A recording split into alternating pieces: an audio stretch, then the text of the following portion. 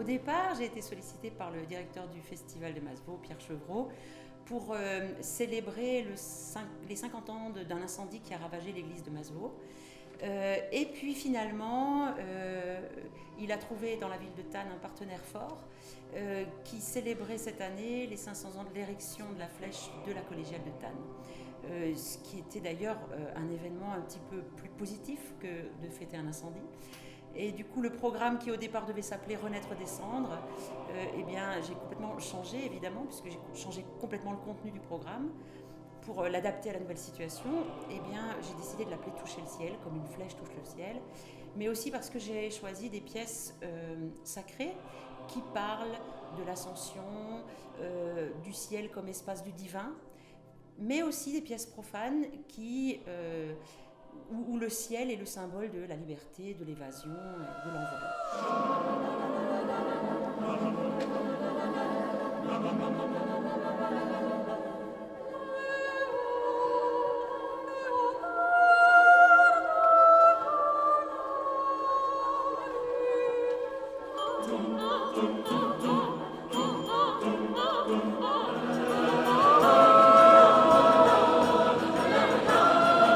Je suis inspirée finalement de la forme de la flèche pour avoir un programme qui se déroule en symétrie, avec en ouverture du concert la sonnerie de cloche, c'est-à-dire qu'on fait d'abord chanter l'église, et chanter le clocher de l'église, et on s'associe à ce clocher avec une petite improvisation autour des sonorités des cloches de la collégiale, qui chante en do, elle chante sur un accord de do majeur.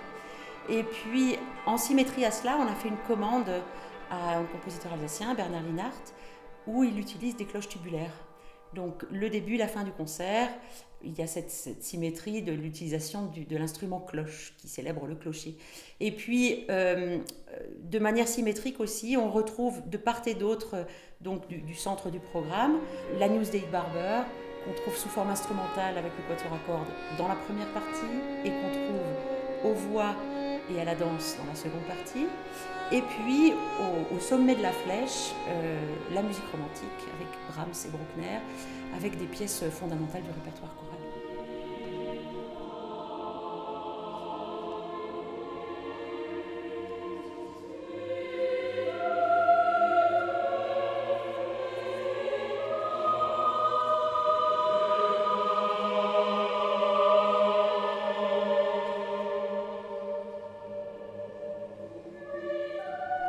J'ai rencontré Laura de Nercy lors d'un stage de direction de chœur que j'animais et où elle s'occupait de la partie Qigong corporelle, prise de conscience, du mouvement. Et j'ai trouvé son approche vraiment singulière et très intéressante parce qu'elle s'intéressait finalement à la lenteur et à l'observation du mouvement dans la lenteur. Et je trouvais que finalement un mouvement dans la lenteur, ça a quelque chose de magique et de poétique. Et j'étais allée voir un petit peu ce qu'elle avait fait comme performance en tant que danseuse. Et j'ai été vraiment attirée par ces mouvements d'extrême lenteur qui donnent une impression d'apesanteur. Et donc quand j'ai construit ce programme avec cette histoire de Leonardo qui rêve de s'envoler, avec l'histoire du ciel et du ciel comme quelque chose d'inatteignable, je me suis dit, cette apesanteur, c'est finalement dans le ciel qu'on la trouve. Et ça correspondait à ce qu'elle avait décidé de faire, c'est-à-dire faire en 8 minutes à peu près le tour au ralenti d'une chaise. On a l'impression en fait qu'elle vole.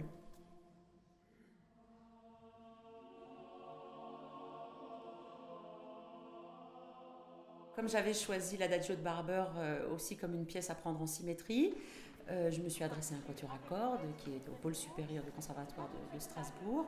Donc ce sont 4 artistes que je ne connaissais pas avant ce projet. C'était une belle rencontre. Le percussionniste est lui aussi chanteur, il a chanté à la maîtrise de Colmar et je le connais depuis longtemps, on a déjà fait beaucoup de projets ensemble. L'organiste qui vient ponctuer le concert à Thann est de renommée internationale et je l'ai eu comme étudiant. Enfin voilà, il y a toujours une petite histoire quelque part. Et à Thann, en fait, il vient simplement ponctuer, un petit peu comme si l'instrument qui habite le lieu, qui habite la collégiale, viendrait en résonance s'accorder à ce programme qu'on propose.